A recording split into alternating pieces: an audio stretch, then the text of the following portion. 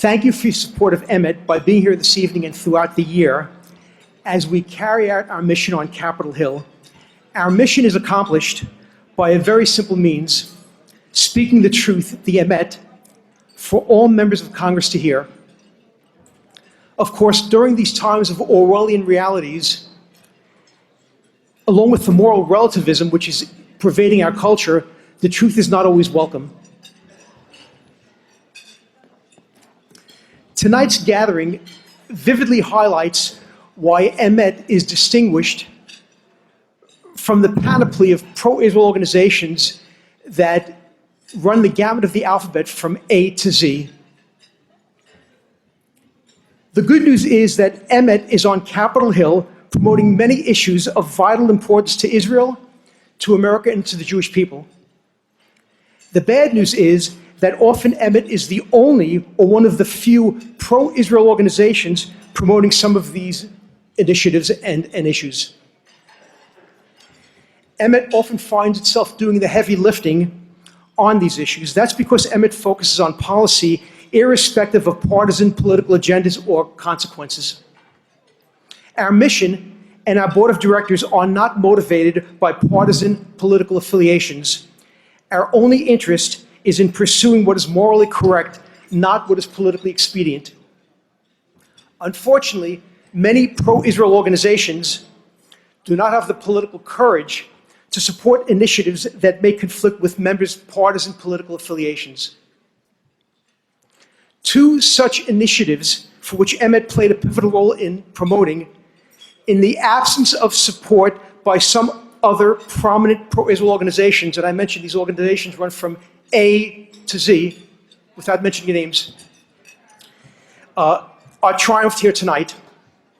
These are the Taylor Force Act and President Trump's executive order of American recognition of Israel's sovereignty over the Golan Heights.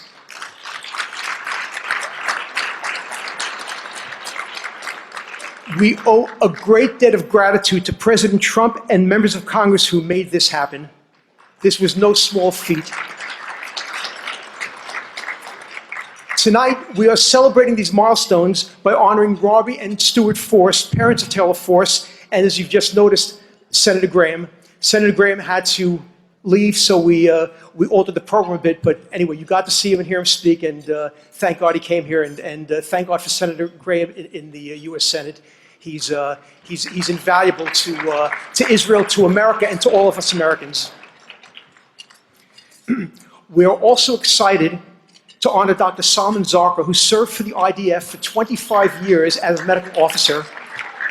That's right, he deserves a great deal of applause. For his efforts in coordinating the life-saving medical care provided to an untold number of Syrian civilians who were treated by Israel during this prolonged Syrian civil war.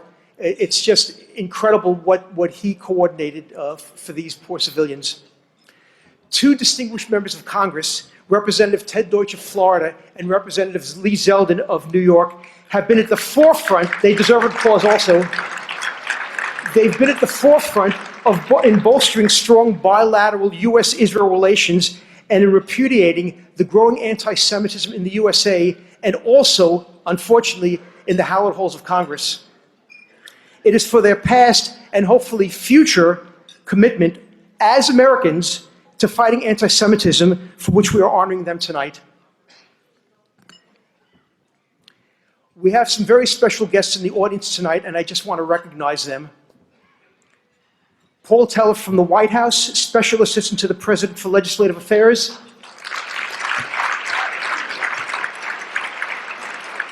Dr. L.M. Poblet, former Assistant Secretary of State for Arms Control, Verification and Compliance.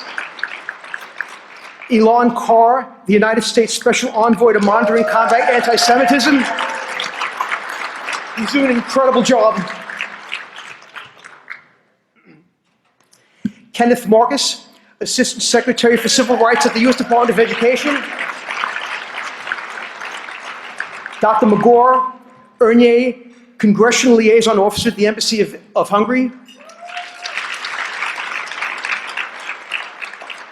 Vanina Wayne Gordon, Director of National Initiatives at the Embassy of Israel. Ambassador Jose Manuel Romualdez of the Embassy of the Philippines.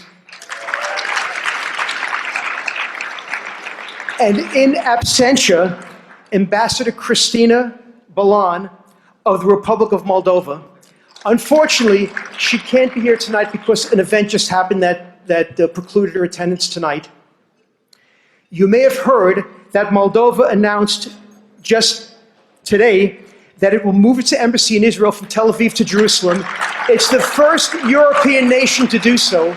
The first European nation to do so. Thank you, Moldova. My apologies to anyone who I failed to recognize.